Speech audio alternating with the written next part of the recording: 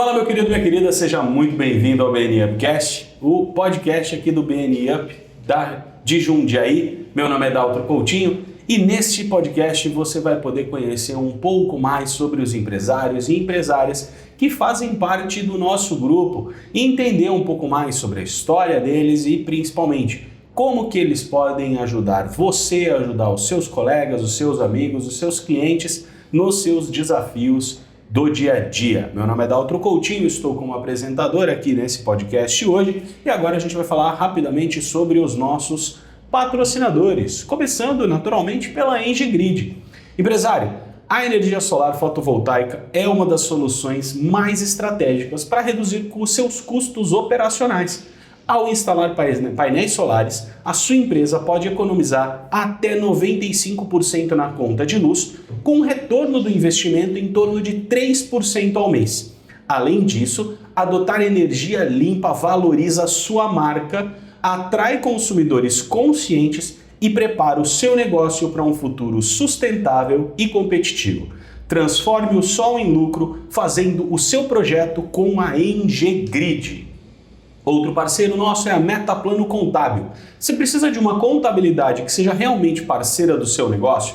A Metaplano é muito mais do que um escritório tradicional. Eles são especialistas em contabilidade consultiva, com foco total na solução de problemas e para facilitar a sua rotina empresarial. Aqui não tem processo complicado, 1 milhão de formulários e respostas que levam 30 dias. A Metaplano trabalha com disponibilidade, pessoalidade e total legalidade, oferecendo serviços agregados que vão muito além dos números, como orientação estratégica e suporte em cada decisão do seu negócio. Se o que você busca é um parceiro que te ofereça respostas rápidas, simples e objetivas, conte com a Metaplano Contábil. Outro patrocinador nosso é a Carvalho Trust. Soluções financeiras são apenas meios. O verdadeiro valor está em estratégias que te permitam alcançar a tranquilidade. Se você busca uma estratégia personalizada que atenda às suas necessidades e não a do assessor que quer ganhar uma comissão ali da corretora, tem que bater uma meta, conte com a Carvalho Trust, uma assessoria financeira 100% independente que entende de pessoas e trabalha para atender os seus objetivos e não os da corretora. E outro patrocinador nosso é a Salcio Branding, alegremente representada por mim. Se você acha que uma pequena empresa não pode investir em branding e marca, eu vou te propor uma reflexão. Inclusive para os meus colegas de mesa. É mais fácil manobrar um carro hatch ou uma carreta? Certamente um hatch. Com certeza. E uma carreta, uma empresa quando cresce, ela se torna uma carreta. Por isso, o melhor momento para você fazer mudanças no seu posicionamento é quando você é pequeno. Ali você pode encontrar um norte para fazer todas as mudanças necessárias e se colocar no caminho certo. Esse é o trabalho da Salcio Branding. O que nós fazemos é posicionamento estratégico para pequenas e médias empresas para que elas cresçam no caminho certo. Então, se você é uma pequena ou média empresa, quer investir em branding, conta com a gente, me chama para a gente bater um papo e com certeza a gente vai arrumar a solução para o seu problema. E também temos o nosso apoiador, Murata Advogados, que está aí prestigiando o podcast. Cada um desses patrocinadores é também o que viabilizou a existência desse podcast. Somos muito gratos a todos. Vou aproveitar. Nosso querido Lucas Murata, não vou errar seu nome. Isso aí. Seja muito bem-vindo. Já estou virando a figurinha carimbada aqui no nosso podcast. Com é um certeza. prazer agora ajudar aqui o Dalton nesse podcast com o nosso querido Anderson. Maravilha. Aproveito então para apresentá-los, nosso querido Anderson Sinotti. Seja muito bem-vindo ao nosso podcast. Obrigado. Se apresenta para as pessoas aí. Olá, eu sou Anderson Sinotti, eu sou um corretor especializado em seguros de vida e previdência privada. Maravilha. Anderson, vamos logo começar aqui com o nosso bate-papo. Vamos lá. Conta pra gente um pouco sobre você, um pouco sobre a sua história, de onde você vem, do que você se alimenta, como diz o pessoal do Globo Repórter. Como é que começou a sua trajetória? Daltro, a minha trajetória profissional e pessoal, ela está muito entranhada, né? Então, o que me trouxe até aqui tem muito a ver com as experiências de vida que eu vivenciei ao longo da minha trajetória. Então, eu sou engenheiro por formação, né?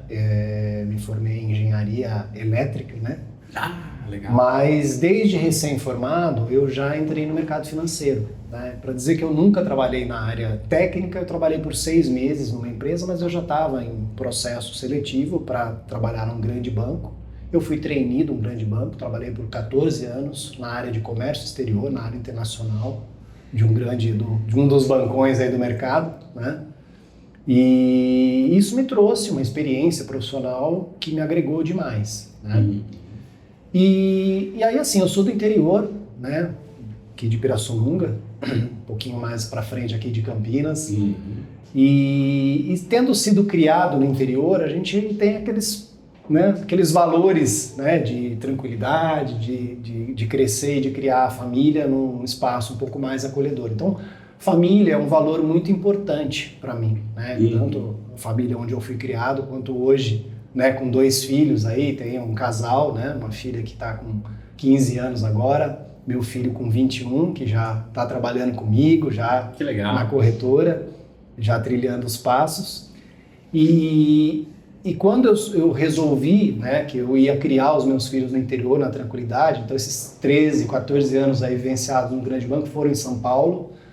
Na época não existia a menor possibilidade de um trabalho remoto, né, então deixar São Paulo significava deixar a empresa, né, e eu estava convicto disso. Mas eu queria fazer essa transição, né, fazer uma transição de carreira para deixar São Paulo, na verdade, né. Eu tinha um apreço muito grande pela empresa, pelo trabalho que eu desempenhava lá. O objetivo era sair da cidade. Era sair da cidade. Eu fiz um ensaio em relação a isso, né? Eu vim morar em Valinhos, fiquei 3 anos morando em Valinhos, indo de fretado para São Paulo, né? Mas é uma vida muito desgastante, penosa, né? Eu fiz isso, né? Melhorou a qualidade de vida dos meus filhos, da família, mas a minha piorou muito, né? Imagino. E aí eu acabei voltando para São Paulo. Fiquei mais 1 ano e meio lá morando em São Paulo, mas já com essa convicção de que não era o que eu queria para o meu futuro. Então fiz uma transição de carreira, deixei São Paulo, assumi como gestor, como gerente financeiro de uma grande usina de açúcar e álcool do lado de Campinas, ali em Cosmópolis, mas nesse processo de transição. E aí já vem um gancho, né, pro que eu faço hoje. Uma das coisas que eu valorizava muito, e o Lucas está aqui para me ajudar nesse sentido, eu sou um ponto fora da curva, porque desde os meus 25 anos de idade, eu sempre tive clareza e entendimento que a previdência oficial, o INSS, não seria suficiente. E aí esse insight veio para mim um dia que eu catei um dos meus primeiros olerites, né? Eu olhei assim, falei, poxa, tem o meu salário aqui, tem os descontos e tudo mais, né? E aí eu olhei lá, INSS, falei, poxa, mas que valor, né? Que desconto aqui, é alto isso daqui, né? E aí nas conversas, ainda era imaturo profissionalmente, né? Pô, mas o que isso representa, né? Daqui a 25, 30 anos quando eu aposentar, o que isso vai me gerar de resultado? Ah, vai te gerar tanto de aposentadoria, né? Eu falei, poxa, mas só isso? Vou contribuir durante tanto tempo? Essa conta não fecha. Não fecha, né? E aí eu catei, né, como trabalhava no banco, a gente tinha acesso aos simuladores lá, eu entrei num simulador de previdência privada, porque grandes empresas, normalmente, elas têm planos fechados de previdência privada, né? E não era diferente na empresa que eu estava. E aí fiz uma simulação, né, com aquele valor. Falei, ó, se eu pegar esse valor do INSS e colocar numa previdência privada, o que isso vai me gerar de resultado? E era uma coisa estrondosa. Era assim, 4, 5 vezes mais do que eu teria de resultado com aquela mesma contribuição na previdência oficial. E aí aquilo já me abriu a mente para a questão da previdência privada. E eu já fiz um plano de previdência privada da própria empresa. A gente tinha benefícios de contribuição, né, do patrocinador, então muitas empresas têm esse benefício. Não só banco, mas grandes empresas, elas têm isso e os funcionários não valorizam, né? Eu valorizei isso e trouxe aquilo como uma coisa importante para mim, né? Vim trazendo, né? Então isso foi uma primeira experiência. Eu não trabalhava na área de previdência, mas assim, foi uma consciência pessoal. A gente está falando de que ano? Isso foi quando eu entrei no banco por volta de 2000. Nossa, olha só. Né? E curiosidade, você mantém essa previdência até hoje? Eu já estou em benefício dela. Você já está recebendo isso? Eu já contribuí 25 anos com essa previdência privada, e quando eu fiz 50 anos de idade, que por ser um plano fechado, previdência privada, mas ser fechado de empresa, ele tem regras, né, que a própria empresa determina. E uma das regras era ter 50 anos de idade. Nossa, que condição que ele pegou. Então agora eu tô com 52, né? Fiz ontem 52 anos de idade, antes de ontem, e já estou há 2 anos em benefício da Previdência Privada, né? Então foi uma coisa que foi muito importante para mim. Mas concluindo, assim, quando eu fiz essa transição de carreira, eu já tendo essa consciência da Previdência Privada, já estava numa trajetória de contribuição há muito tempo, mas eu também tinha consciência da importância dos outros benefícios que a empresa me trazia, entre eles o seguro de vida, né? Então, quando eu deixei a empresa, eu falei, poxa, eu tenho uma empresa que me provê coberturas aqui, que me trazem um respaldo financeiro para minha família, né? Então, caso eu venha a faltar, caso eu tenha uma invalidez, algumas questões, poxa, eu tenho um respaldo financeiro para minha família. Se eu deixar a empresa, como é que fica isso, né? Quem que vai cuidar disso? Eu tenho que cuidar disso pessoalmente. Então, foi o meu primeiro passo no sentido de começar a conhecer um pouquinho do seguro de vida, né? Entender como é que funcionava. Então, eu fui pesquisar, fui estudar para fazer para mim, né? Então, não era uma área que eu trabalhava dentro do banco. Então, quando eu deixei o banco, como eu trabalhava na área internacional do banco, eu tinha muita facilidade de contatos fora. Então, a minha primeira experiência na contratação de um seguro de vida foi contratar um seguro nos Estados Unidos, né, em dólar. E aí, nesse estudo, foi uma coisa que me interessou demais, né? Eu falei, poxa, isso aqui é uma coisa que tem margem para muitas possibilidades, né? Esse mercado é interessante. Então, como eu saí de uma empresa e ingressei numa outra empresa, eu já tinha essa visão desde sempre, desde a época de faculdade, de que eu queria começar a minha vida no mercado corporativo, mas eu tinha uma veia empreendedora, né? Então eu tinha essa clareza de que eu não queria terminar a minha trajetória profissional dentro de uma empresa, como CLT. Então eu fiz essa transição de carreira, mas já pensando no plano B. Comecei a estudar a possibilidade. Falei, poxa, no que eu sou bom, né? O que eu posso empreender e fazer alguma coisa? E aí o primeiro passo, né, que foi essa disciplina que eu tenho nos aspectos financeiros, então auxiliar pessoas na gestão financeira foi um primeiro passo, né? Então eu falei, poxa, eu podia ter uma consultoria na área financeira, né? E como eu trabalhava na área empresarial do banco, né, então assim, eu nunca trabalhei em agência, na linha de frente, né, vendendo produtos, não. Eu lidava com o mercado de empresas, né? Então a minha relação lá dentro do banco era com as empresas. Então esse mercado empresarial era um mercado que eu tramitava muito bem, né? Então consultoria na área financeira e empresarial era uma coisa que foi um caminho inicial desse plano B, né? Legal. E quando eu comecei a estudar essa questão, né, de empreender nessa área, o seguro ele voltava, porque assim, quando eu pegava algumas dores das empresas, eu via que a falta do seguro ou a presença dele era um ponto que tinha que ser trabalhado ali. Então ele começou de novo a voltar. Então quando eu comecei a atuar, né, e aí quando eu deixei essa segunda empresa que eu fiz a transição e comecei de fato a trabalhar como consultor na área financeira, eu vi que o seguro ele começou a tomar uma proporção grande ali dentro, das soluções que eu trazia para os indivíduos, para as famílias e para as empresas. E eu falei, cara, isso aqui eu preciso aprofundar um pouco mais nisso. E aí é engraçado, porque o BNI teve um papel muito importante. Então, o meu primeiro vínculo com uma seguradora, né, ele foi com uma seguradora americana. E eu comecei a trazer essas soluções para os meus clientes, mas eu peguei um cenário macroeconômico, que foi a época que o dólar deu a primeira estilingada. Então, assim, estou falando ali de 2013, 2014, a gente estava com o dólar em um patamar de 2, 3 para 1. Né? Então, uma coisa é você adquirir um seguro fora, um dólar a 2, e ter que pagá-lo no ano seguinte com o dólar a 5, com o dólar a 6 quase. Né? Então, assim, foi um ponto que inviabilizou o negócio. Sim, e aí entra o BNI e entra também a MAG, porque eu conheci a MAG Seguros através do BNI. Que legal. Então eu tive uma primeira passagem ainda representando essa seguradora americana no BNI em 2015, lá em Campinas. E quando isso aconteceu, o BNI teve um papel fundamental, porque ele me deu esse suporte. Eu falei, puxa, e agora, né? O produto está inviável por conta de vista de aspectos cambiais. Não, mas você tem alternativas aqui.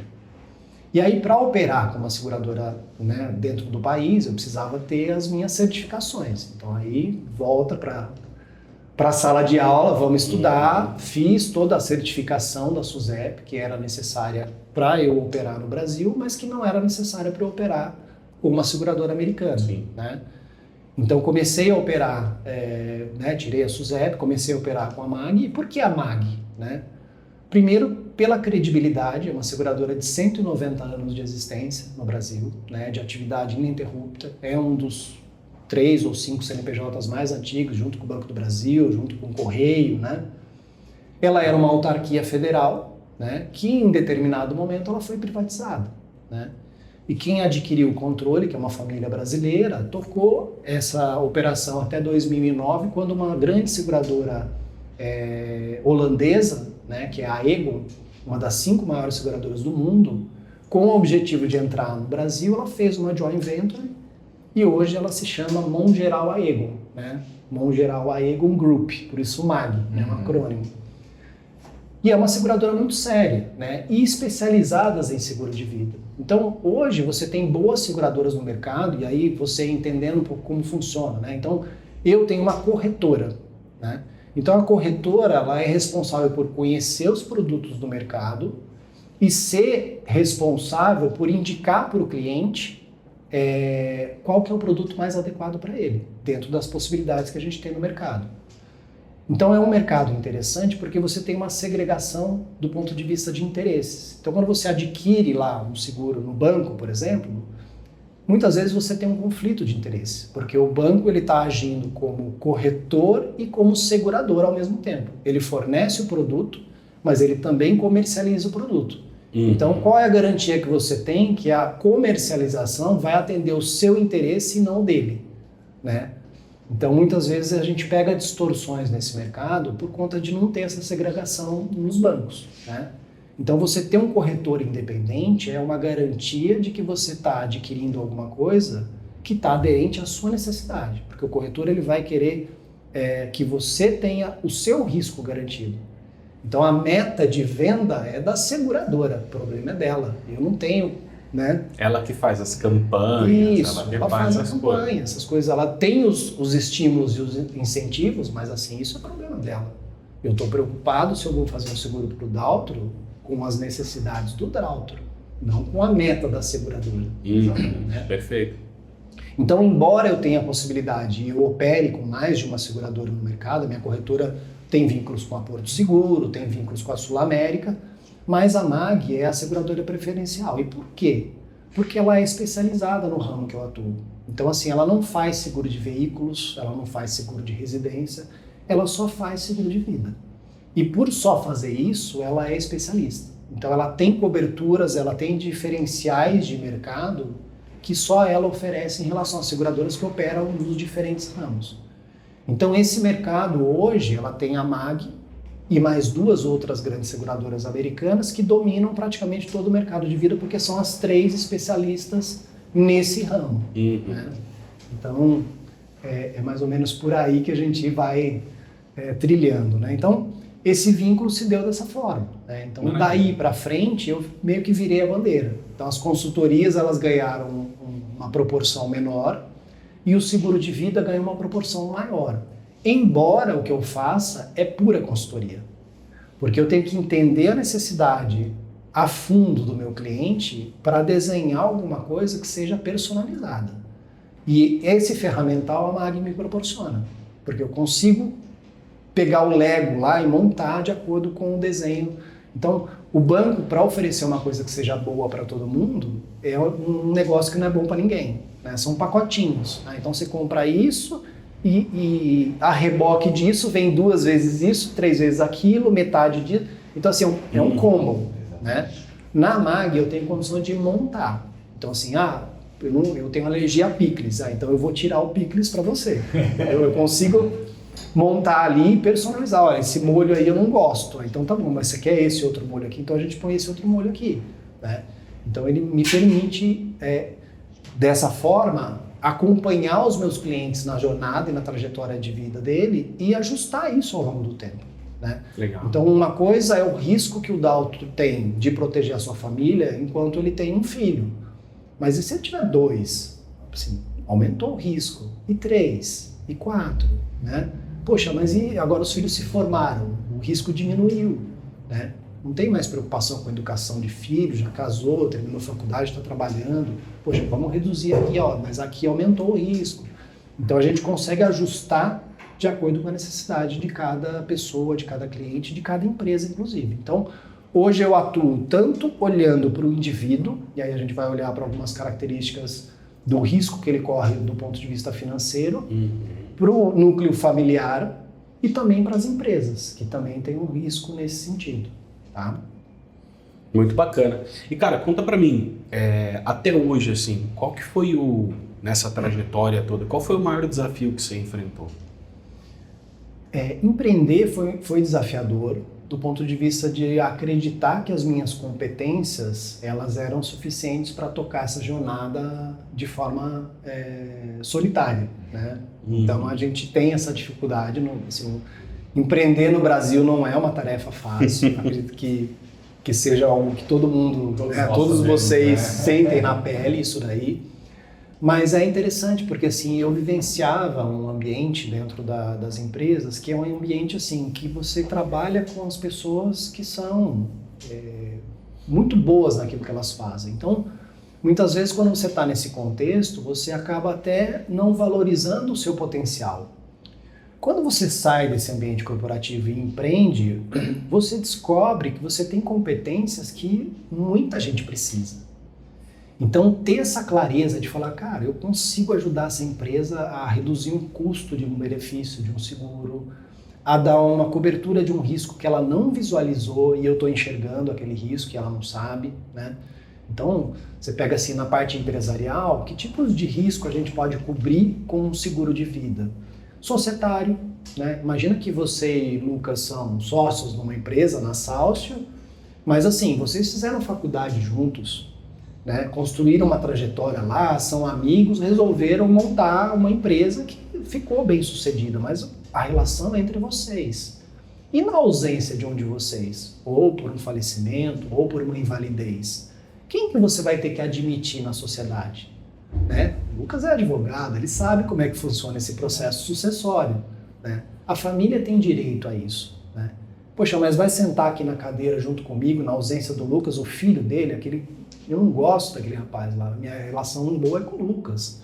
Poxa, a esposa dele, assim, eu não quero isso. E como é que você se protege em relação a isso?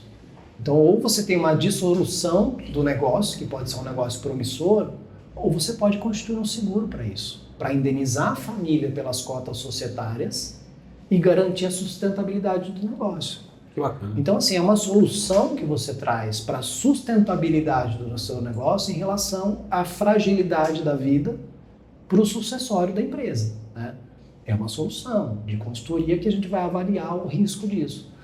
Mas e se o Lucas quiser sair do negócio lá na frente, na aposentadoria? Né? O Daltro vai ter recurso para pagar a parte dele no negócio? Às vezes não. E aí um seguro resgatável, por exemplo, ele resolve as duas pontas. Por quê? Porque ele pode cobrir em caso de falecimento, mas em caso de vida você tem uma reserva lá, que foi constituída, que vai retornar no cancelamento do seguro, né? E que pode ajudar a quitar essa saída dele. Né? Então gera caixa para muitas coisas. Isso é um exemplo, né, de proteção societária. Tem as condições das empresas do risco, né, trabalhista, né? Você tem funcionários que podem se machucar, que podem ter alguma atividade laboral que representa um risco. Se acontece isso, a empresa ela tem uma responsabilidade. E o seguro de vida, ele entra como um mitigante dessa responsabilidade. Então, se a empresa tem que indenizar um funcionário por alguma coisa que ela negligenciou de alguma forma, ou porque aconteceu uma fatalidade, né, uma fatalidade que não estava sob controle, mas ainda assim a empresa é responsável, essa indenização do seguro ela é descontada da indenização que a empresa, né, judicialmente foi arbitrada. Então, isso é um mitigante. Poxa, caiu lá, machucou, né? Não, tem seguro? Tem. Então, se você tem que indenizar X, o seguro vai abater daquele valor. Né? Por quê? Porque você agiu de forma leniente em proteger o seu funcionário. Então, isso é considerado judicialmente como um mitigante. E tem um risco inverso, que é muitas vezes a empresa ela tem a obrigação de fazer um seguro, por uma convenção coletiva, por uma legislação. Então, e se a empresa não fez? Às vezes o empresário não sabe, né? Só que você não pode alegar judicialmente o desconhecimento da lei, isso não é um argumento válido. Então, esse é o meu papel. Muitas vezes eu vou lá na empresa e vou falar, poxa, você tem seguro? Não tenho. Por que você não tem? Eu nunca pensei em fazer. Mas você sabe que a sua convenção coletiva ela exige? Vamos fazer, vamos atender a convenção, né? E muitas vezes você mostra para o cliente que aquilo não é caro. Muitas vezes eu já peguei casos, Daltro, que o seguro de uma empresa inteira, por ser um seguro coletivo, então a seguradora ela vai olhar a precificação com base no risco. Então o risco individual do Daltro ele é muito maior, porque ele está 100% concentrado no Daltro, em relação ao risco coletivo de uma empresa que tenha vários funcionários. Então, muitas vezes esse risco coletivo custa menos do que o risco individual do Daltro. E aí o empresário olha ali e fala, poxa, quer dizer que esse seguro que eu tenho aqui, que eu fiz no banco, se eu fizer para a minha empresa inteira e proteger todos os meus funcionários pela mesma cobertura que eu tenho, e eu dentro da cobertura, vai ficar mais barato do que a minha cobertura? Eu falei, é isso mesmo. Eu falei, então, não tem por que eu não fazer, né? Então a gente faz. E até eu fico assim impressionado de conversar com o Anderson, porque são mundos totalmente opostos daqui, né? Porque eu trato com clientes e culturalmente o brasileiro, ele dependeu muito e sempre dependeu muito do INSS. Vá. Então, assim, eu atendo muitos clientes que, assim, a grande maioria chega lá e fala assim, eu preciso de benefício do INSS, eu não tenho outra alternativa. E você falando dessa forma, que você, em anos 2000, já estava procurando alternativas, para mim me surpreende muito. E eu queria até te perguntar sobre isso. Como você vê essa cultura do brasileiro hoje? Porque nos Estados Unidos a gente sabe que a cultura é totalmente inversa, né? Eles fazem seguro de vida desde o começo da carreira profissional. Até porque não tem o INSS. Exatamente. Para se apoiar. Como é que você vê nesse sentido, Anderson? Então, o brasileiro ele não tem essa cultura. O brasileiro ele é muito imediatista, ele vive muito no presente. Ele sempre acha que o futuro nunca vai chegar e que nunca vai acontecer, né? Então, assim, as pessoas não se precavem. Então, a gente pega o INSS, né, ele é Instituto Nacional de Seguridade Social. Então tem um seguro no meio ali, né? Então quando a gente fala de planejamento previdenciário, a gente não está olhando só para o futuro, né? Então quando eu vou desenhar um projeto para um cliente, eu vou embasar esse desenho pautado em 3 pilares, né? Isso não só para as pessoas físicas, mas para as empresas também. Então, o primeiro pilar, que é o que a gente mais tem preconceito, né? Então, as pessoas falam, seguro de vida. Não, vem falar de morte e tal, assim. Cara, cobertura por morte é a parte menor do planejamento previdenciário, né? Quando a gente vai olhar esse todo. Então, tem 2 situações apenas que levam a pessoa a uma necessidade de contratar um seguro por morte, né? Que situações são essas? Se a pessoa tem dependentes financeiros, né? Então, se eu tenho pessoas que financeiramente dependem de mim, na minha ausência, eu vou gerar um buraco, um déficit financeiro, uma necessidade financeira para a minha família, para as pessoas que dependem de mim, que pode ser filhos, pode ser um cônjuge, pode ser pais idosos que não se precaveram com relação à previdência e hoje depende do filho para essa manutenção, né? Então, é uma necessidade. A outra necessidade é patrimonial. Então existe uma falsa ideia de que eu ter patrimônio me isenta da necessidade de seguro. Só que no Brasil, assim como nos Estados Unidos, custa muito caro transferência de patrimônio. Então tem estimativas que mostram que se você transferir o patrimônio por 4 gerações, ele zera. Por quê? Porque vai ali em tributário, vai em honorário advocatício, vai em despesas cartorárias, né? Então são custos que vão onerando ali esse patrimônio e em 4 gerações aquele negócio acaba, né? Como é que a gente interrompe? Existem muitas soluções para quem tem grandes patrimônios, montar uma holding, fazer algumas coisas, mas o seguro, para quem tem um pequeno patrimônio, mas tem um patrimônio, ele é uma alternativa barata, né? Então, se eu tenho ali um imóvel da família, eu tenho carro, eu tenho ali algumas coisas, vou montar uma holding para colocar um imóvel dentro, para colocar um veículo, eu faço um seguro desenhado para pagar o custo dessa transferência e eu tiro esse custo da família. Então, na minha ausência, a família tem recursos para bancar essa transferência do patrimônio e o patrimônio é preservado. De um jeito bem tosco, pelo menos você não vira custo. Sim. Exatamente. Foi embora, mas pelo menos não deixou conta, né? Exatamente. De um jeito bem bobo, mas é uma preocupação. Eu sou pai, cara, é uma preocupação. Fala, pô, uma coisa é eu ir, outra coisa é eu ir e além de eu deixar um buraco, eu deixo custo. Então, esse é o meu papel de consultor, de entender essas necessidades e de desenhar. Então, imagina que a pessoa ela tem um financiamento imobiliário. Né? Então, o financiamento imobiliário tem por trás um seguro, que é o seguro prestamista, que na ausência quita aquele financiamento.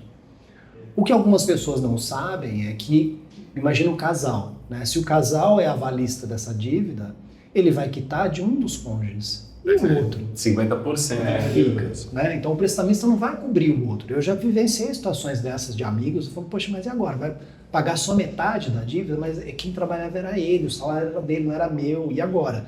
Eu não tenho salário e tenho metade de uma dívida que eu vou ter que pagar, como é que fica? Então, aí entra o seguro de vida. Ou às vezes a pessoa financiou, mas não financiou através do sistema financeiro de habitação, e aí não tem um prestamista por trás dele, pegou dinheiro emprestado, com a família, ou mesmo no banco, mas um empréstimo pessoal. Você tem que fazer um seguro de vida, porque se você falecer, aquela dívida vai ficar para os herdeiros, né? Então, tem que ter. Então, para transferência patrimonial também é o segundo ponto. Agora, o segundo pilar, que na minha opinião é o mais importante, que as pessoas não valorizam, é a questão da proteção da sua condição laboral. Então, o brasileiro ele é muito otimista. Ele sempre parte da premissa que tudo vai dar certo, que nada vai acontecer, né? Só vai acontecer então, com outro. Às vezes a pessoa está bem empregada, ela tem um bom salário, ela tem uma boa saúde, mas ela não se prepara para as adversidades. Né? A gente que é empresário, você não tem muitas vezes, né, um respaldo ali por trás. Profissionais liberais, você pega um médico, um dentista, eles têm boas remunerações se ele estiver trabalhando. Agora, se ele tiver... Imagina o dentista vai jogar tênis no clube no final de semana e quebra a mão. Entendeu? Então, assim, é a morte profissional daquele... Não é. Mas ele vai ficar um período grande sem receber. Né? E aí a gente tem uma série de proteções financeiras atreladas à condição laboral. Legal. E aí a gente tem dois grupos. Tem a condição laboral leve, né? Então assim, poxa, eu quebrei a mão, eu vou ficar com a mão engessada, vou ficar lá 3 meses afastado, não vou ter renda nenhuma, mas eu vou voltar, vou me recuperar, vou fazer fisioterapia e vou voltar a trabalhar. Então isso é uma condição temporária. Aí você tem cobertura, você tem a diária de incapacidade temporária. Então assim, você contrata uma renda e aí, ao ficar afastado, aquela renda que você contratou, ela é paga para você. Né? Na MAG, por exemplo, a gente tem um caso lá que, né, esse cliente já deu até um depoimento público, né, então eu posso falar desse caso em específico, que foi um piloto de helicóptero. Ele foi decolar com o helicóptero, deu uma pane e o helicóptero caiu, ele quebrou as pernas. Ele tinha a diária por incapacidade temporária, piloto de aeronave é uma das poucas empresas que faz cobertura para esse tipo de profissional, é a MAG no mercado. Né? A grande maioria das seguradoras tem o risco excluído para esse tipo de profissional. Ele ficou 1 ano em recuperação. Ele tinha a diária por incapacidade temporária, então ele não ficou 1 ano sem receber. Ele recebeu através da seguradora, né? Esse 1 ano de salário. E ele relata isso. Ele falou, olha, foi fundamental para mim. Como é que eu ia fazer? Piloto de aeronave, ficar 1 ano afastado, né? Sem ter uma fonte de renda. Né? Foi fundamental para a manutenção, era um cara que tinha família e tudo mais. Sim, sim. Então, esse tipo de proteção, as pessoas muitas vezes não valorizam, elas acham que não vai acontecer com elas, que nunca vai acontecer. E tem o caso da invalidez mais grave, mais severa, que a gente está falando de invalidez permanente. Seja ela por acidente, seja ela por doença. Né? Então, como é que fica a minha situação perante a família? Por que eu falo que essa cobertura, para mim, ela é mais importante do que a cobertura por morte? Concordo. Porque a morte, você deixa de fazer parte do problema. Na invalidez, você continua sendo parte do problema. Você então, se torna um problema maior, né? Você não só deixa de ser o provedor, mas você está consumindo recursos junto com a família e consumindo de uma forma severa. E consumindo bastante, dependendo do nível de invalidez, né? E é barato. Assim. Ou às vezes tem que parar de trabalhar, a filha tem que parar de trabalhar. Ou tem que contratar uma enfermeira 24 horas, um enfermeiro, alguma coisa. E nesse pacote a gente tem uma série de cobertura. A gente tem cobertura por cirurgias. Então, assim, a cobertura por cirurgias, por exemplo, ela não é um substitutivo do plano de saúde. Não vai prestar o serviço. Então, o que é uma coisa que é importante de ser entendido? Os seguros, eles sempre têm caráter indenizatório. Então, é dinheiro na sua conta para resolver um problema em função de um fator gerador. Esse fator gerador pode ser a morte, pode ser a invalidez, pode ser um processo cirúrgico. Então, a seguradora ela não vai prestar o serviço. Ela não vai fazer a cirurgia para você. Então, isso não te isenta da necessidade de ter um plano de saúde, que é o prestador do serviço, né? Mas a situação em si, ela gera ônus financeiro para você. Então imagina que a pessoa, né, quebrou a perna e vai ficar com cadeira de roda por um tempo. Ela foi lá, o plano de saúde fez a cirurgia, colocou lá os pinos na perna, pôs o gesso, PT saudações, você tá de alta, vai para tua casa, de cadeira de roda, e aí o cara chega na casa dele com a cadeira de roda e fala assim, poxa, mas a cadeira não passa aqui na porta do banheiro, como é que eu vou entrar no banheiro com essa cadeira? Eu vou ficar 3, 4 meses aqui, e aí? Quebra a porta, e da onde sai esse dinheiro? Poxa, eu moro aqui na minha casa, tem escada, tem 5 degraus aqui, como é que eu vou subir aqui? Eu vou ter que pessoa carregar, né? Eu vou ter que fazer uma rampa, botar um elevador, e aí? De onde que vem essa grana? Então, quando a gente fala de uma cobertura por cirurgias, não é para bancar um procedimento cirúrgico, mas é um ônus... consequência daquele procedimento. Um ônus financeiro, que pode ser até pagar a conta do seu plano de saúde. Exatamente. Entendeu? Pode ser para pagar a sua fatura do plano, que você não vai ter condição de pagar porque você está numa situação que você não está gerando receita. Que legal, não sabia disso. Aí eu pego uma cobertura por doenças graves, né? Então, a cobertura de doenças graves da MAG é uma das mais completas do mercado, né? Ela é uma das poucas seguradoras que não exige o período de sobrevivência de 30 dias. As outras grandes do mercado aí que são especializadas, ela fala assim, Daltro, se você tiver um diagnóstico de câncer, eu vou aguardar 30 dias para ver se você vai continuar vivo. Se você continuar vivo, eu vou te indenizar. Tá bom? A MAG, ela não tem essa pergunta. Ela, assim, pegou o diagnóstico em cima da hora, tá aqui, vamos te indenizar, entendeu? E mais, assim, ela tem 3 níveis de indenização. Então, ela vai falar assim, poxa, esse caso seu é leve. Ah, então se é leve, doutor, eu vou já te liberar uma parte do recurso, porque você vai estar precisando de dinheiro. E se for leve, vai ficar por isso mesmo. Mas se agravar, eu vou liberando mais recursos. As concorrentes, ela fala assim, olha, se for severo, eu te libero. Se o cara te deu ali uma data, aí vai, né? Senão, não. E aí, quando eu falo de cobertura de doenças graves, a mesma coisa. Eu tenho uma amiga aqui de Jundiaí, que ela tinha um bom plano de saúde, ela teve um diagnóstico de câncer, ela tinha o carro dela. Só que assim, ela não saía da quimioterapia em condições de dirigir. Então, assim, ela gastava muita grana em Uber. Porque assim, ela não tinha disposição. Né? Quem já passou por essa situação e quem já teve um amigo ou um parente que vivenciou, sabe que a pessoa fica acabada. Então assim, ela não tinha problema com a prestação do serviço por estar com o diagnóstico, mas assim, financeiramente, aquilo pesava demais para ela. Porque o carro ficava na garagem, ela gastava de táxi, Uber, muita grana, e ela não tinha uma cobertura desse tipo. Né? E como era uma reincidência no caso dela, é o tipo do que a gente fala de risco excluído. Né? Então, as pessoas, elas muitas vezes não querem fazer o seguro quando elas estão bem, que é o momento de fazer. Na hora que acontece o fato, que aí o carro já está batido e aí nenhuma seguradora quer segurar, você não consegue mais fazer. Então, o seguro é uma coisa que é importante a gente se precaver e fazer o quanto antes. Enquanto você está bem, porque na hora que você estiver mal, aquilo não vai te cobrir mais. Né? Então, isso é importante, de ter esse olhar, né, carinhoso para a cobertura. Então, nesse segundo pilar, que eu estou falando de um planejamento previdenciário, a gente vai olhar essa questão da condição laboral. E o terceiro pilar, que é o oposto do primeiro, se no primeiro eu estou falando de uma morte prematura, o terceiro pilar é a longevidade. E aí eu chego no ponto que você iniciou, Lucas, que é justamente a gente se preparar para o futuro.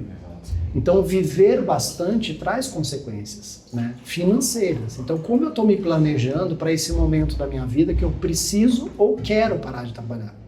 Né? E aí a previdência privada, ela entra como um fator muito importante. E ela tem algumas qualidades de seguro na previdência, porque ela também pode ser indenizada na forma de pecúlio, né, que é o caso de falecimento. Então, a pessoa, quando ela começa a vida, ela começa a trabalhar, ela começa a ficar economicamente ativa, mas ela não tem disponibilidade de recursos ainda. Então, o seguro ele é extremamente importante nesse começo da vida, porque ele vai te trazer, a gente fala assim, né? Vou pegar aqui os copos para fazer uma analogia, né? Então, o seguro, ele é um copo que você imediatamente contrata e ele está cheio d'água aqui para você. Na hora que você precisar tomar essa água, que você tiver com sede, ele está cheio para você. A previdência é um copo que você, ao longo da vida, vai pondo ali um pouquinho, todo mês, durante décadas. Então, quando que esse copo aqui vai estar cheio para você utilizá-lo? Depois de 30 anos, 20 anos, 30 anos, depende da sua agressividade, no quanto você está contribuindo. Mas você não precisa de 2 copos, você só precisa de um. Então, o que a Previdência ela traz de robustez quando você faz um planejamento previdenciário? Você começa a vida contratando um seguro, mas quando esse copo aqui fica cheio, porque você encheu, você pode abrir mão do seguro. Esse aqui encheu. Entendi. Você não precisa mais desse cara aqui. Eu não preciso mais de capital por morte. Por quê? Eu tenho Se eu tiver vivo, isso aqui resolve a minha previdência, né? Complementa com o meu INSS e garante a minha manutenção, mas se eu falecer, isso aqui vai resolver os problemas da minha família, dos meus dependentes financeiros, da minha transferência patrimonial, de tudo que eu construí ao longo da vida. Então esse planejamento ele se torna robusto na medida que você olha para ele todo, mas não pensando só no presente, pensando no futuro também. Perfeito. Cara, que legal.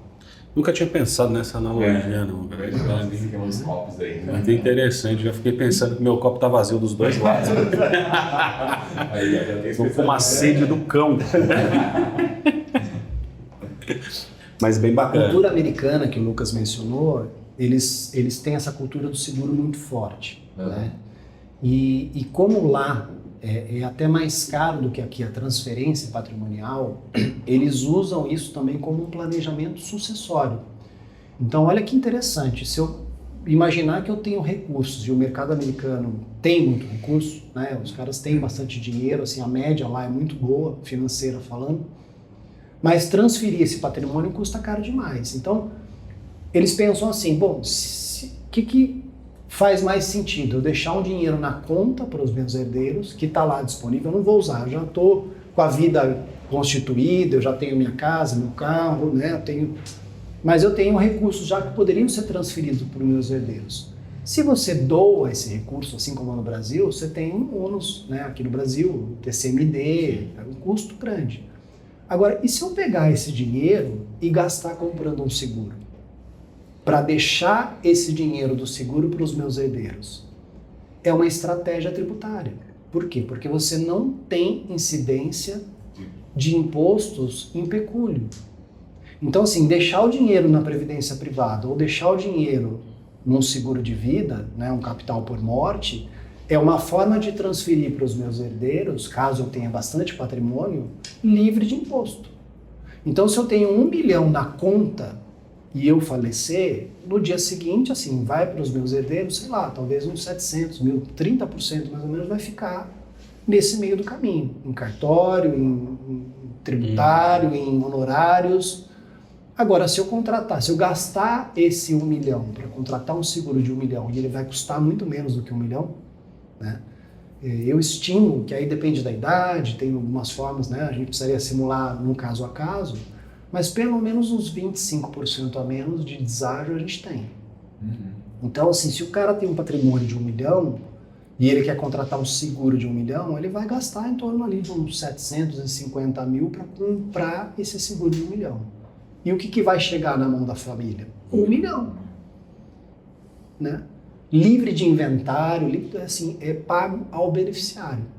Se eu falar que é o Lucas, vai cair na conta do Lucas. Se eu falar que é 80% para o Lucas e 20% para o Daltro, é 80% e 20% para o Daltro. Agora, esse dinheiro na conta, se o Lucas e o Daltro são irmãos, assim, meio a meio. É meio a meio e 70% do que está ali, que é meio a meio. Então, na verdade, é 35-35. Essas estratégias é que eu fui vislumbrando ao longo da minha trajetória como consultor para ajudar as pessoas. Então, assim, não é... Assim, tem várias situações, né, que a gente vai precisar proteger. Então, é proteção da família, é proteção da sociedade, do societário, é a proteção de um tributário. Tem muita solução, muita solução. Muito bacana, muito bacana. Cara, eu não entendia, eu achava que eu entendia um pouco de seguro pelas conversas que eu tinha tido com o Anderson, e eu já vi que eu não entendo absolutamente porra nenhuma. Mas tá ótimo, a ideia é aprender, eu tô muito feliz de ter esse projeto aqui para poder aprender sobre cada um dos negócios. E, cara, agora mudando um pouco da Mag, falando um pouco de você, cara, o que te motiva a continuar crescendo, continuar, uma vez que você, inclusive, já recebe sua previdência privada, já tá ali no seu planejamento, o que te motiva a continuar, cara? Cara, uma boa pergunta, assim, eu venho de uma família de advogados. Meu pai era advogado, meu irmão é advogado, assim, e eu fui a ovelha negra, né? Eu acabei indo para engenharia e depois fui para o mercado financeiro. Então, quando eu pensei, Dalton, nessa questão da transição de carreira, e a advocacia, ela é uma questão, assim como a medicina e assim como algumas outras profissões, que você tem como se fosse um uísque envelhecido, né? Ou seja, a idade traz experiência. Então, você pensar que um advogado recém-formado tem tanta habilidade quanto o senhor Murata, lá, o pai do Lucas, não tem. Né? É uma profissão que a idade te traz mais habilidade. Traz muita bagagem. Muita bagagem. Sendo que você pega uma profissional na área de tecnologia, assim, a molecada que sai da faculdade tem muito mais bagagem, porque a tecnologia muda muito rápido. Então você fica obsoleto muito rapidamente se você não se dedicar, não estudar.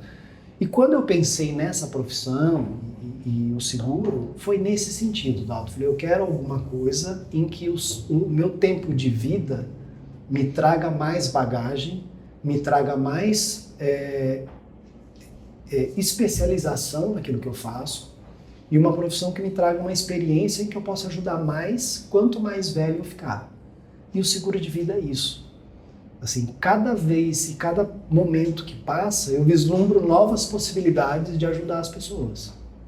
Então esse ajudar é uma coisa que está na veia, né? Então eu já tenho uma trajetória com o seguro de 10 anos, né? São 25 anos de mercado financeiro. E eu percebo que cada vez mais eu estou aprendendo mais soluções e mais possibilidades. Os produtos vão mudando e eu vou... E aí tem um viés um pouco da minha experiência no banco, porque no banco eu era especialista em produtos, né? Então na minha trajetória profissional eu me formei, me graduei em engenharia, mas eu me pós-graduei em gestão de operações em bancos pela USP, né? Pela Vanzolini. Então eu tenho uma pós-graduação em operações bancárias. Então eu sempre tive no DNA essa coisa de enxergar soluções. Porque eu fui meio que moldado nos meus estudos para isso. Então eu olho assim as soluções do seguro e eu não me limito ao trivial. Eu consigo enxergar além. E cada vez mais além. Muito bacana, muito legal. E cara, vamos falar um pouquinho de BNI. Você falou que seu primeiro contato com o BNI foi lá em 2015 e que ele foi bastante importante para a sua trajetória de maneira geral. Foi onde conheceu a Mag e tal. Mas como que você conheceu o BNI? Como é que foi esse primeiro contato que você teve? Quem que te chamou? Se alguém te chamou? Se você foi ativamente atrás? Não, eu fui convidado, né, por uma amiga que... Vou pegar minha previdência. Essa previdência aqui é minha. Aqui está o seguro, tá? Eu fui convidado por uma amiga que era membro de uma equipe lá em Campinas e para conhecer, né? Como acho que provavelmente vocês também tiveram essa experiência de ser convidado ou buscar ativamente. E aquilo me vislumbrou, né? Assim, poxa, aqui é um caminho interessante. E eu sempre fui um cara muito relacional, né? Então, o Jonas até fica meio bravo comigo, pô, mas você não tem muito presença nas mídias sociais. Tem algumas questões de convicções pessoais, dessa questão, né, de filhos e saber o quanto que isso está adoecendo essa geração, essa presença muito ativa em redes sociais.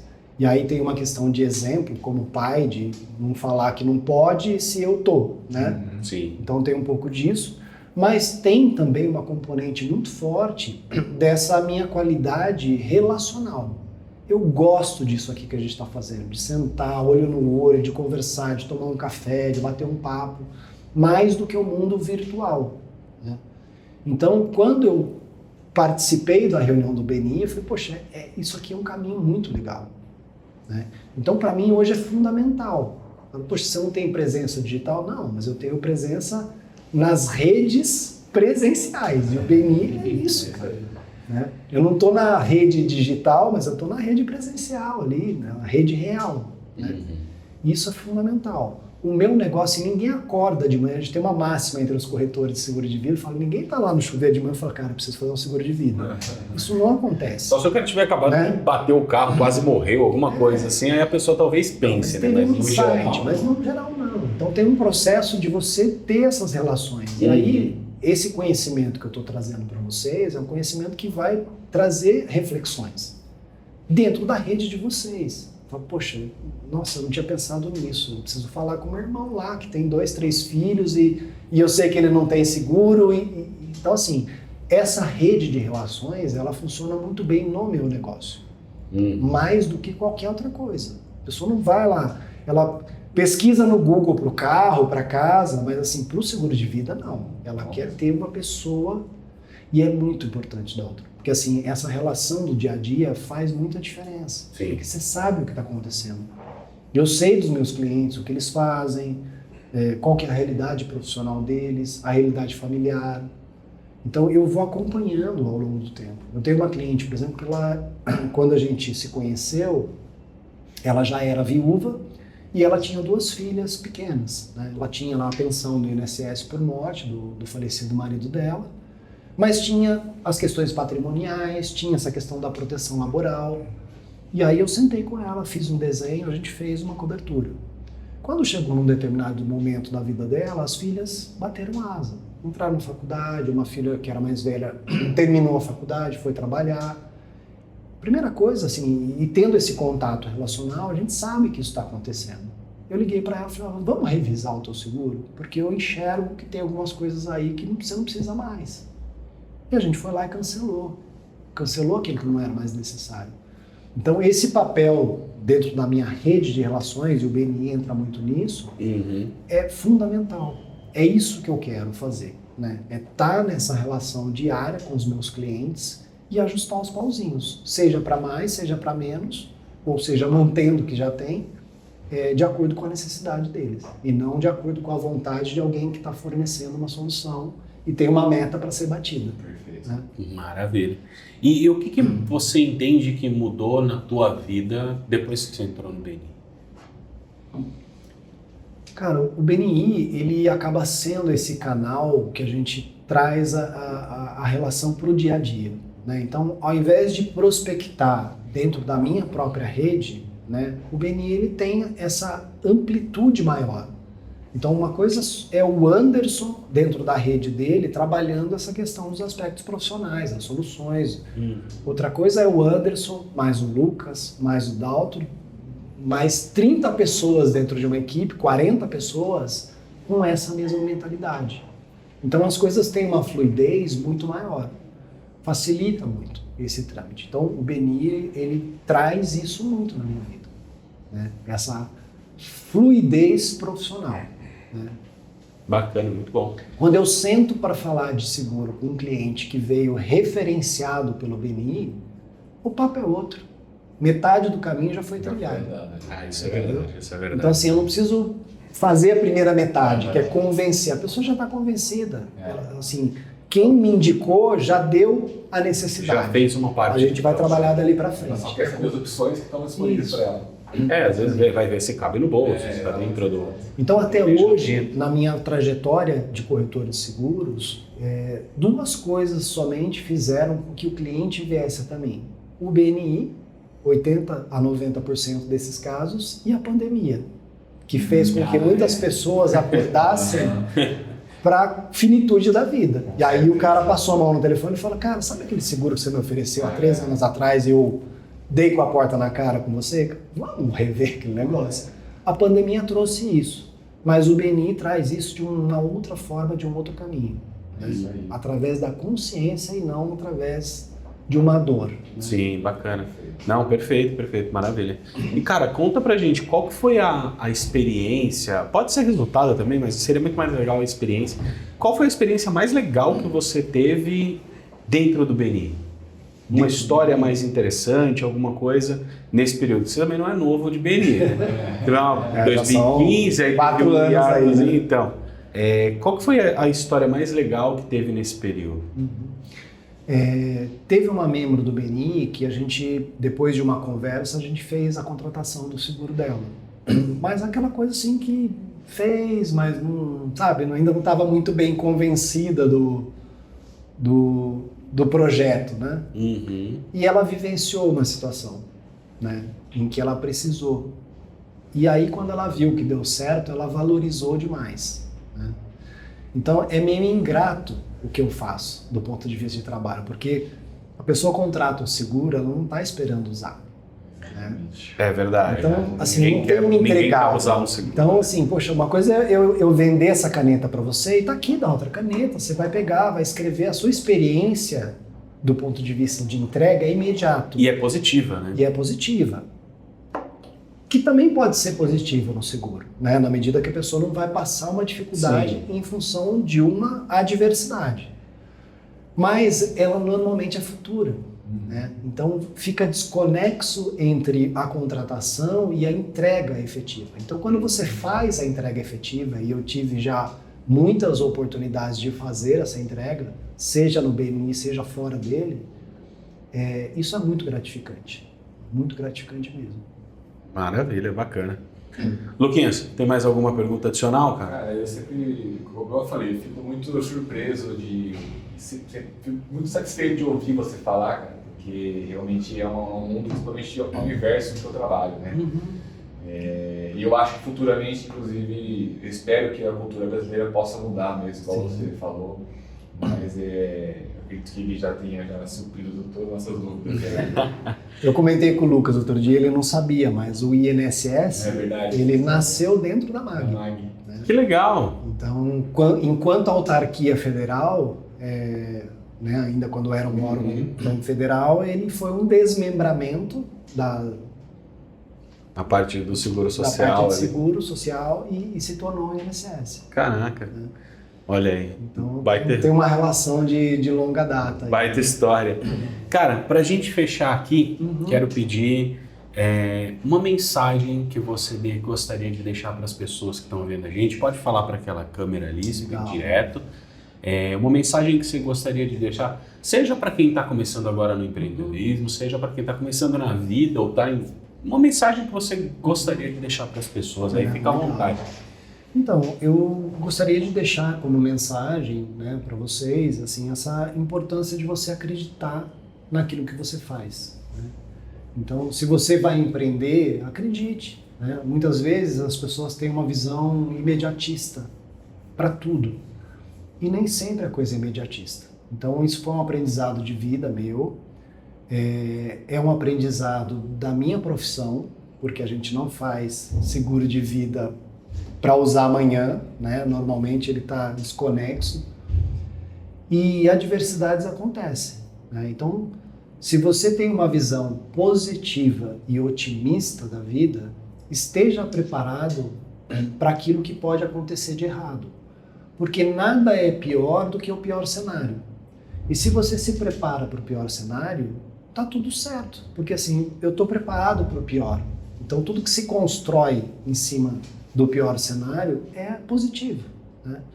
Então, ter essa visão otimista, que eu tenho muito da vida e de tudo que eu faço, mas sempre se preparar para as adversidades. Isso é fundamental. Vale para o seguro, vale para a previdência, vale para tudo que a gente faz na vida, né? Saber que alguma coisa pode dar errado, pensar naquilo, se precaver contra aquilo e vida que segue. Vamos tocar para dar certo, fazer dar certo. É isso. Maravilha. E, cara, última pergunta aqui. Como que as pessoas podem te encontrar, cara? Quem tá vendo aí o podcast, quem tá assistindo, você não é um personagem de mídia social, não, eu não mas sou como que as pessoas te mandam um sinalzinho de fumaça? Como é que faz? Depois eu vou deixar, vocês acho que podem incluir no vídeo, mas eu estou presente no LinkedIn, né, que é uma rede profissional, estou lá há muito tempo, né, sou um dos precursores do LinkedIn. E eu tenho um site da minha corretora, que é o arqueus.com.br, né, também é um caminho lá, tem o meu contato pessoal. E através do BNI também, né? Então o BNI também tem um site lá que você encontra todos os membros do BNI e a gente pode deixar o meu QR Code também no vídeo aí. Se a pessoa ler, ela cai no site do BNI, lá vai ter meu telefone, vai ter meu e-mail, vai ter todas as formas de contato e fico à disposição para marcar com todo mundo e a gente bater um papo. Eu não cobro pela consultoria, então, poxa, eu já tenho seguro de vida, então eu não preciso conversar com o Anderson. Vamos marcar uma conversa, deixa eu entender o que você tem, eu vou te explicar. Muitas vezes eu pego pessoas que têm uma pólice e ela não sabe nem o que ela tem de cobertura. Não sei nem para quê. Eu achava que era isso e aquilo. Eu não cobro para olhar para você e falar, não, esse seguro aqui está aderente ao que você precisa. Está tudo certo, vida que segue. Eu não tenho essa pretensão, eu tenho a pretensão que as pessoas tenham a proteção. Isso é uma coisa que eu almejo. Se ela já está protegida, eu não precisa estar necessariamente comigo. Se ela está lá com alguém que fez direitinho, está tudo certo, né? Muito bom, muito bom. A cultura do seguro de vida no Brasil é muito baixa. Menos de 5% da população tem seguro de vida. Cerca de 30% tem seguro do veículo. Então, assim, o carro é segurado, mas quem trabalhou para comprar aquele carro e dirige aquele carro não tem seguro, não tem proteção. O carro tem valor. A pessoa que fez o carro existir na vida não tem valor. É uma bela reflexão. Né? Então é uma coisa que a gente tem que pensar, né? Com certeza. E vocês também encontram o Anderson, assim como o nosso querido Lucas Murata, assim como eu, todas as quintas-feiras de manhã lá no Verace, nas reuniões do BNI Up aqui em Jundiaí. Então, Anderson, muito obrigado pelo papo, cara. Foi um prazer te ouvir, como sempre. Lucas, muito obrigado pela presença, por enriquecer o nosso conteúdo. Quero aproveitar o momento para agradecer aos nossos patrocinadores, a EngeGrid, a Metaplano, a Carvalho Trust, a Sálcio, Murata Advogados. Obrigado, Lucas, de novo pela caneca e pelo apoio ao podcast. São os nossos patrocinadores e apoiadores que fazem esse projeto acontecer. Vou agradecer você que assistiu até agora, que nos ouviu até agora. É uma satisfação. Espero que tenha sido enriquecedor esse bate-papo. Espero também que a gente possa se ver no próximo. Tchau, tchau. Obrigado, tchau.